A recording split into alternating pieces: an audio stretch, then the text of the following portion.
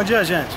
Eu estou aqui na cidade de Campos, do Goytacazes, Rio de Janeiro, e eu estive observando a Guarda Municipal aqui de Campos.